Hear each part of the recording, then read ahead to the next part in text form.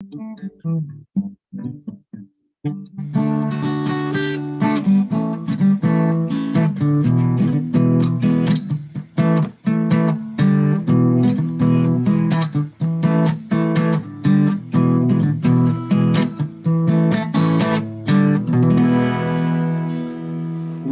HFR coming in with a little breed love and a new little jam I'm putting together, Matt. It's no words will be for this song. It's going to be more of a snarky puppy jazz, with lots of leads coming over the top, right? Leads like the jazz model, where Matt, a vamp is an improvisational intro to a jazz piece. Manja TV, we do cooking vamps, which is how we are usually in the kitchen. Very improvisational. Speaking of cooking, fantastic job on the the Cajun shrimpers. Street Cajun tacos last night. Street Cajun tacos, dude. And how fast do they cook? I mean, shrimp cook fast anyway, but the Blackstone flat top and they crisp up. I mean, it's bulletproof. Somebody asked yesterday in a Twitter feed, like, I'm buying my husband a grill for Christmas. What should I get? And it's like Blackstone. Forget the grill. Get the griddle. Save yourself and save yourself a few bucks. It's only a couple $100 for that small 3x2. Absolutely bulletproof. Yeah. And you'll be so in love with it, you will memorize the griddle man's creed, Matt. I know you're well on your way to memorizing it. This is my griddle. There are many others like it, but this one is mine. It's a takeoff of the rifleman's creed, the great Marine creed of their rifle. I believe it's a Marine deal. Hoorah. Anyway, Matt, let's get to it. Let's talk. We're going to talk markets, but we usually bring it in with something else. Who saw this, Matt? It's funny because the path to freedom, right? You get to, all of these things are great. They sound great, and they're disrupting a long legacy, right? Of once you're out of school, you stay at the school, you get the scholarship, you can't leave. But this, the NCAA, all these colleges universities were making so much money, not fair to the players, basically a slave contract, right? Wait a second, we're giving them an education. Yeah, at the margin, that costs you nothing, yet you're making millions and millions off of their athletic prowess and endeavors. But now I'm at 1,000 players entered the transfer portal. Seems like that's about if you figure 20 scholarships a year per team. I mean, that's how many? That's 50 teams worth of players. I mean, that's shocking. That's a problem because that means there's another 2,600 coming in from this year, that are just graduating. So you got 3,600 players now that are saying, pick me, out of this lineup. And to your point, only 60, we talked about this earlier, only 60% of them don't even end up anywhere. So I guess it's calling the field, and it's guys that aren't making it. You're done. Your career's over. So that's one good thing, I guess. The other fact of the matter is why would you spend more time recruiting when you could spend a lot of time plucking? But like it's the question I still have is that there's a lot of questions. Like, how do you see some of these guys that have never even been on the field? They've only been on the practice field. You haven't seen them since high school. So you have to go back to their high school tape to like make a decision. No, you need like a infiltration mechanism. You need practices to be, get Belichick on it. I'm sure if he was in the college ranks, Belichick could figure out a way to scout every player that's in that portal. I don't know. For me, though, so much of the recruiting and the 4-star, 5-star, like, it's overrated, because I think if you're a good coach and you can take a 3 or 4-star that has not even matured body wise and teach them your way, and the strength coach can do their thing, there's something to be said for putting your 5 years in somewhere and buying into a program. Now, like I was talking to one of my sons, he was like, well, when the coaches leave, the players now can leave. I'm like, yeah, but the coaches in most of these instances really aren't leaving. So there's just, there's emotional angst because the kid's not playing as much as he used to at Alabama or at Texas A&M or wherever, right? Well, you got to think of, And and I'm everybody and talking, everybody and everybody was a superstar where they came from. They were all starters. Every one of these right. guys that is on a team, every one of them. It's kind of Yeah, like, but D1 football program for sure. Yes, yeah, yes. yeah, and it's kind of like going to, it's kind of like going to Harvard. Like if you don't want to compete against the top dogs, then go to, I don't want to pick on anybody, but go to, go somewhere, where the school's not going to be so difficult. Go to Sacramento State if you don't want to compete in the school, because if you're going to a big college, you got to be prepared to compete, I guess is what I'm saying. No matter what program you transfer to, the grass is not going to be any greener and you have to start all over regardless. And I think the NIL money, guys have dollar signs in their eyes, and it's just like the NFL. There's only a few guys that get the crazy money. Right So on. that's the market. That's the way it works. There's the tails, and there's only a few Deion Sanders is out there as far as player types. And those guys typically stay anyway. So, that's the thing. I don't know. So, I mean, that's interesting because here behind me, we're going to jump into our segment, absolute horse shit. We come to the store every day now. Well, we came yesterday to cover absolute horse shit. But that's interesting that, so many of those players aren't what's his name? Cade McNamara? Yeah, Cade McNamara. I mean, I don't know. No, but he was a starter. He was the captain and a starter for a year, and then he got beat up. I know. What I'm saying is there's not that many of him in this transfer portal. There's a lot more that are not. Correct. Not. Well, again, 60% of them aren't even going to end up anywhere. So that's 400 of the 600 of you can kiss your careers goodbye. I guess you're done. You don't want to put in time, because once you do that, you're done with your other team too. Like you're done. They don't want you back. You've claimed mutiny. You're done. Exactly. Ed Zachary. All right, Matt. I reached out before the show and asked to pick something for absolute horseshit, and amazingly, this came up. Image of Harry and Meghan being stalked by paparazzi in new Netflix film is really from Harry Potter from 2011. Absolute horseshit. And then the greatest thing is the Babylon Bee is jumping right on it. Their headline today: Harry and Meghan announced a Netflix special about how much they want privacy. Yet they have to. Yet they're selling their souls to put the show on TV. Okay. Right, and not only that, they're this was the Netflix thing, and these were the photos.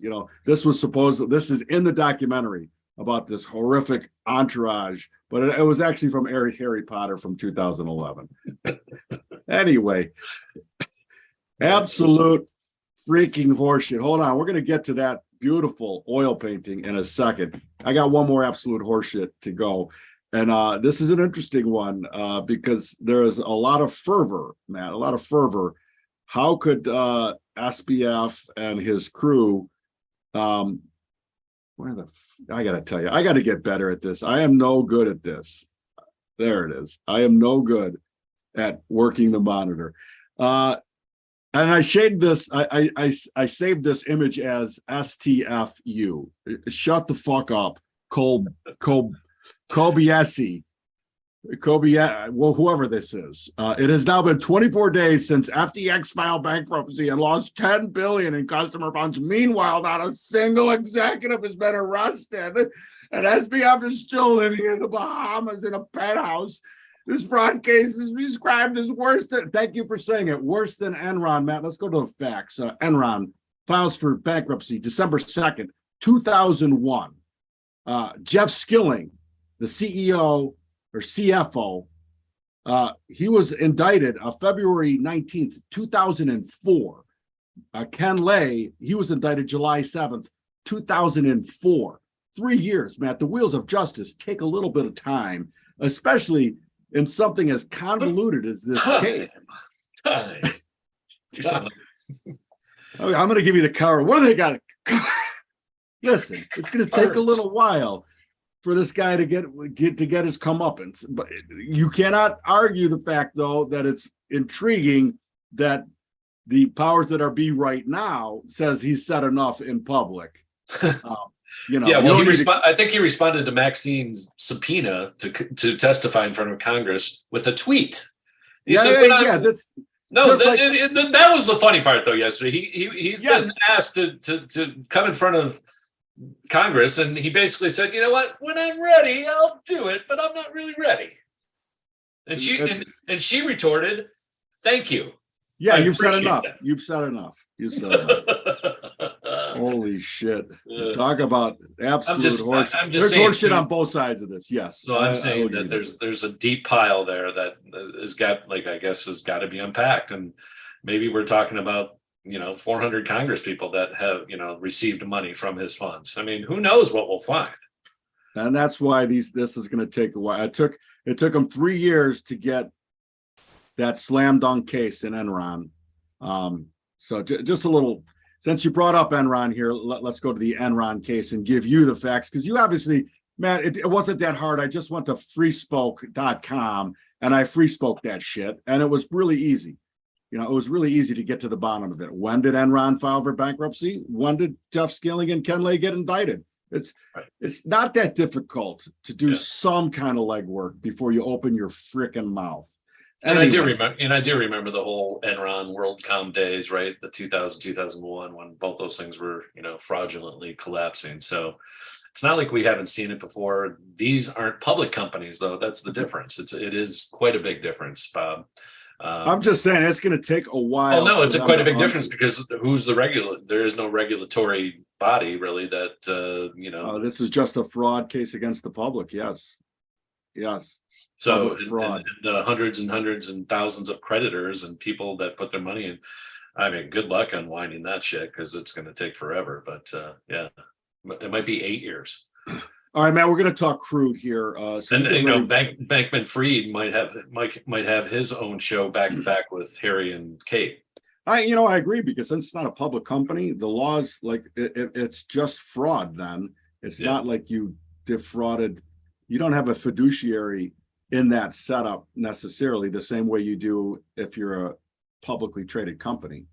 Nuance. Mm-hmm. Maybe they're trying to figure out how do we actually indict this guy under what's the best way.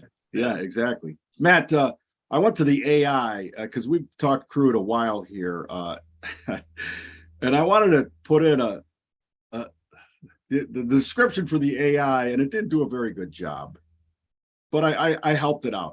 100 million barrels a day, Matt. That's what the IV drip is. That bag there is 100 ml/day. 100 million barrels a day. That's what we're using. But there seems to be, the nuance on this whole thing is there's demand destruction. You talked about Chipotle, Costco. We're going to get into those charts. But there's real demand destruction. And I think it's showing up in the price. And I'm not sure how, and we both have talked about longer term, how this thing looks like it could go to $150, $200. But I got some cracks in that thought process. But $60 is still the line in the sand, so nothing's changed. I get that. Bring it up, and I'm gonna push hard on another tax standard deviation wise on why that level might not hold. It might. Well, 62 was low last December. So again, seasonally, we're kind of doing the same thing we just did a year ago. We tend to sell off this time of year. That tends to be the government's, Christmas gift to the consumers.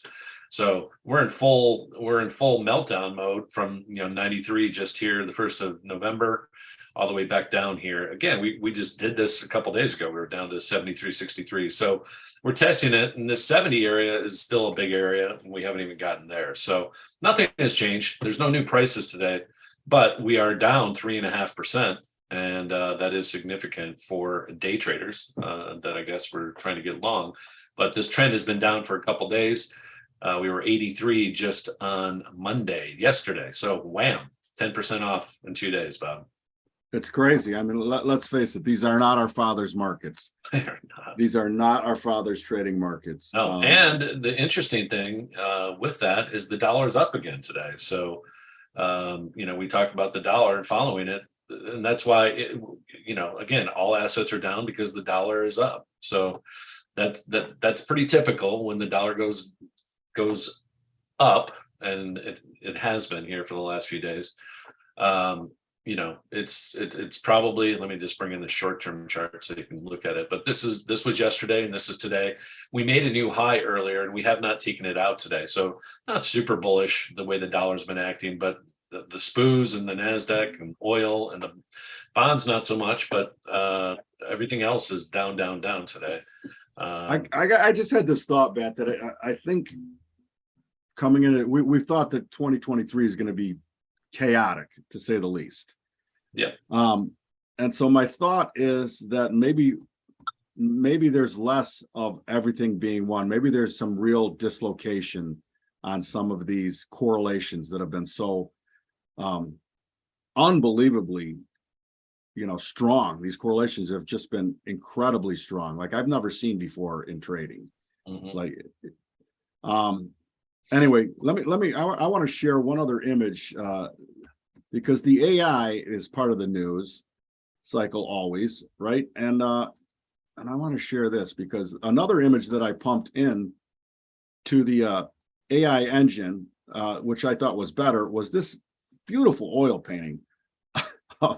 So some oil magnate is going to have this on his wall. I guarantee it. I took a picture. That just looks good. I mean, this would have been in Enron's office somewhere. Ken Lay would have had this in his office, right? Right. For sure. And it was just the artist representation of this still shot. The AI is getting good, baby. It is getting good. All right, let me share my thoughts on crude from a standard deviation modeling. and the potentiality is falling away. We're firmly in low momentum. This thing is on the weekly, and this is the weekly. And I see your point here. We're $60, these lows. I know that's a big profile area. What I'm saying is going forward, as we get there, if we go test that area, these standard deviation modeling is still going to be falling away.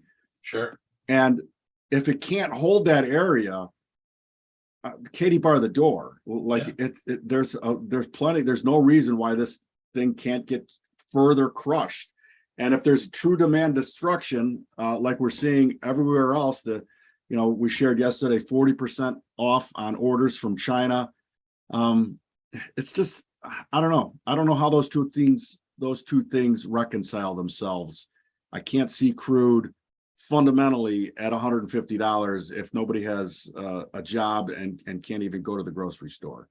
I don't know. I mean, again, I agree with you. However, the job destruction is not showing up yet. Like according to Biden, we have the greatest jobs recovery program that has ever been seen by any president. So if you like a part-time job, it's fantastic. If you like 7 jobs to get yourself to 1, that's how they count the jobs, though. So don't forget that they do count every little job, gig economy, whatever, as a job. So they don't tell you how many people got those 263,000 jobs. It might have been 3. Exactly. All right, let's go to hold on. Let's go here first. Well, we like cartoons. Our esteemed chief medical officer for the country, soon to be retiring, Anthony Fauci, 7 hours of testimony, Matt. And apparently there was a lot of I don't remember. Pretty much. I recall. I think 180 times or something. He said, I don't recall, which is basically taking the fifth. That is troubling. Not only that, especially as the guy who was the official. Protect the vulnerable. Let's not forget it. Protect the vulnerable. And by the way, you and I were talking during Monday night. The pharmaceutical campaigns were back on again last night. Whether it was get your 17th jab or the AIDS commercials, which we were both like, what's up with the AIDS commercials? When did that jump the shark and become mainstream? Well, not only that, man. Remember we talked a little bit about mRNA and the drip over to they're saying that the AIDS cases are up. So is there again? I just have questions. All right, let's look at the chart. That's the best question and answer session that we can give anybody is the chart. Let's go to the chart. Post Fauci testimony. Yeah, again, we've been talking about this, since the 180s, be short. It's up here again after this, 60% run that it just had again.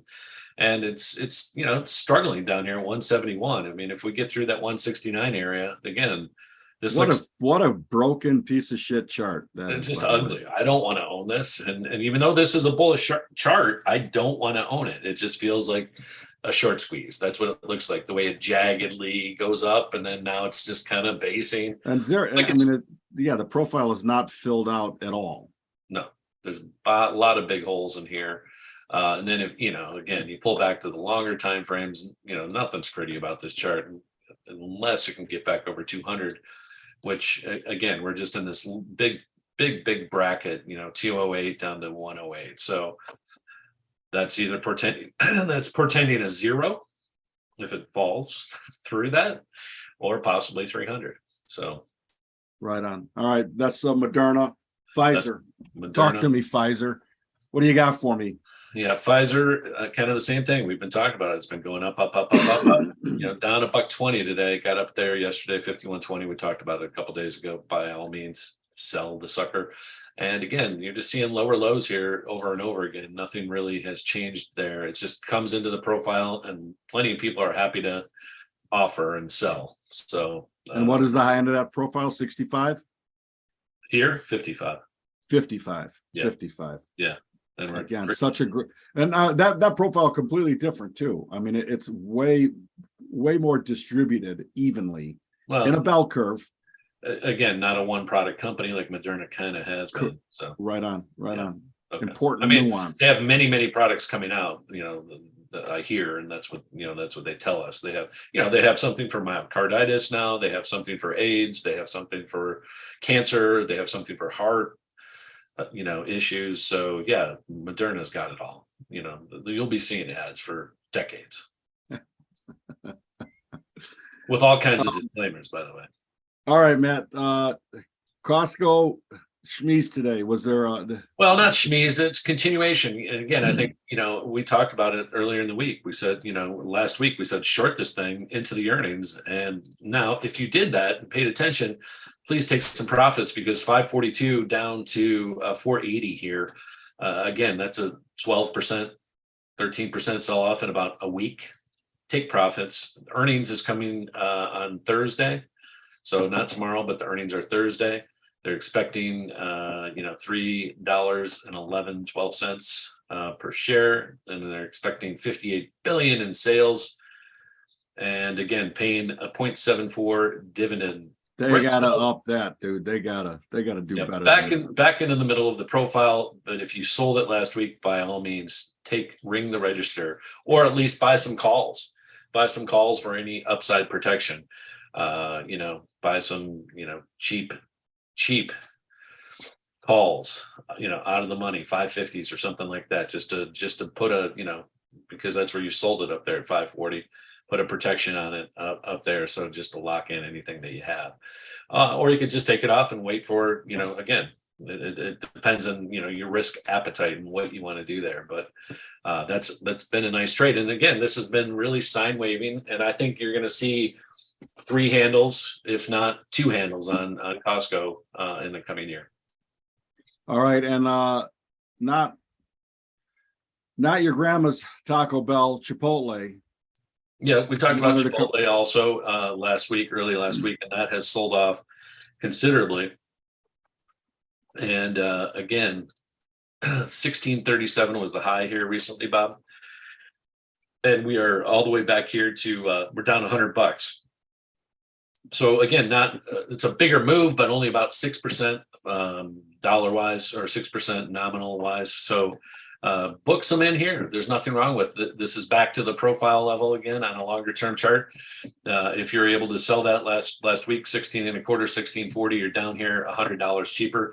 Buy some in, take some off, inhale, exhale. Nothing goes straight down, nothing goes straight up. I believe that's really important as a trader when you get these moves, to take advantage of them. Take some off, pull some off. You can always resell it higher or lower. Bingo. All right, man, we're going to jump just like that quickly into the Manja TV kitchen. I love how I can look at that's me. Hi. That's me with a plate of street Cajun shrimp tacos. I will keep teaching this, Matt. The authenticity from that Cajun shrimp street tacos is the cilantro onion medley, right? The red cabbage, the cotija cheese. Forget about it with it. And your kitchen was a little stale on the corn tortillas, so we had to go all flour tortillas. I'm a big believer in the corn tortilla on the street taco, and the shrimp mojo for the shrimp. Hey, Chef Gruel, I challenge you to a shrimp taco versus a lobster. He can't help himself with the over exuberance of the mayonnaise on everything, or some sort of dripping condiment sauce. So sauce you can put on anything. Sauce dripping off. And I will say, he's probably got a squeeze bottle of garlic chipotle. I would say that, and I said it. Aioli. I said it yesterday. These would have been better with like a creme fraiche avocado squirt bottle. For sure. Next time you got to bring that over. I'm just an infant in my learning curve. So. But again, these were on the Blackstone grill, and Matt, we made, what do we make? 18 shrimp in about, I can't say, I bet it was not more than 3.5, 4 minutes. Right. I mean, you're like, wait a second, they're done. I'm like, yeah, dude, do not. Because what happens when you overcook shrimp is you take these beautiful jumbo, they were 15 to 21 a pound, right? And when you overcook them, you turn them into cocktails, or like the shrimp that go on a salad, right? The shrimp, they just keep shrinking the more that you overcook them, right? You shouldn't lose very much of the size of the shrimp, right? From when you cook them, you shouldn't shrink them. And that's why shrimp, like in a food cart, you can't cook shrimp and put them into a warming chafing dish, right? Can't do it. You got to cook them fresh. Little tip for you food cart heroes out there from your old friend in the kitchen, HFR. Talking food. We love talking food. We love talking sports. We are an all-around show here, Matt. Speaking of sports, 44. The dog, speaking of sports, the dog is having a sport with your fourth quarter comeback, 44th for the GOAT. Unbelievable, and our friend Mr. C called it, and me and you both rolled our eyes when he said that Hill will come back and win this game. Unbelievable. And the fact that he threw the touchdown that got called, the hold called it off. Yeah. And then he's like, that's all right. We got this. I got another bullet ready to throw. Unbelievable. Everything, the catches, the line that had been just allowing him to get crushed all game, finally gave him some protection. Like, what was that about? Like, that's the other thing. I was like, that number 76 for Tampa Bay, I think had like 6 holding calls in that last drive, and they still somehow found a way. And by the way, the guy, he leads like the NFL since 2015 with holding calls. You got to ask yourself, why is that guy in the league then? He must get away with a lot of holding calls. Exactly. An old F-15 pilot once told me, if you ain't cheating, you ain't trying. So apparently, he's a big man. He's a bear of a man. Giant man. Grab the dog and bring him on, for God's sakes. He's such a pain in the ass. I think he just wants to say hi to you. Look at this criminal. Oh, criminal furniture destruction. Misdemeanor. We haven't named the dog yet. We're taking name requests. Anybody out there wants to come up with a name better than Rusty, Dusty, Russ, or Russ? That's where we're at. Russ. I don't know. He's a big softy. He's going to be like 125-pound love child. He's awfully sweet, my friends. He's awfully sweet. All right, man. What else? Anything else? Yeah, you're right, Lee. No cover from no cover. If you were betting the line, you were a loser. Yep, that would be me. I lost $5. Had to be on the money line. Yeah. All right, man. Money line would have been a stressful trade. By the way, that AI art piece is available at Night Cafe. Night Cafe is the my AI engine of choice for all of these emerging AI technologies and interfaces. It's really a lot of fun to you just put in a few words and it comes up with an image. And Matt, what I wanted to talk about also is the neural link, right? And so this is one let me share that I put into Night Cafe. And this is what it came out with. You just put in some words, right? Just a phrase. And mine was Neuralink makes man sophisticated. And this is like I think Neuralink, obviously it's going to have some incredibly beneficial things, right? But much like plastic surgery, how many Neuralinks are you allowed to have? Yeah, but I don't know if you saw, but not the FDA, but the Department of Agriculture is taking Elon to task on Neuralink, and they don't like what they're hearing on the animal studies. So, well, they didn't have any problem with the animal studies on MNR. Well, there was only 8 mice. No, even before that, Oh. years ago, when the technology first came out, they stopped actually doing the trials on animals because they were killing them all. Right. With the mRNA jab. Right. I would love to have a lot of due diligence around something like Neuralink. Exactly. I mean, it may be the mark. It may be the mark. Due diligence through the yin yang. Yeah. All right, that's all we got. Please visit us at marketvitals.io. Please share and retweet. Lee, I think that's us. 3 blind mice, me, you, and Matt. Mm-hmm. That's it. Amazon.com and order your some shrimp mojo. You got to have it for the holidays, Christmas and New Year's.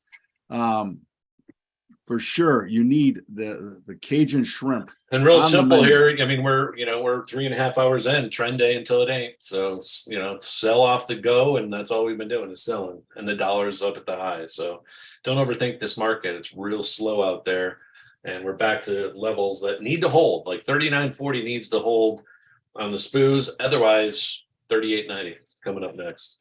That could be bingo. Yeah. Bingo. All right. Thank you, Matt. Thank you, Lee. Thanks, Bobby. Right on.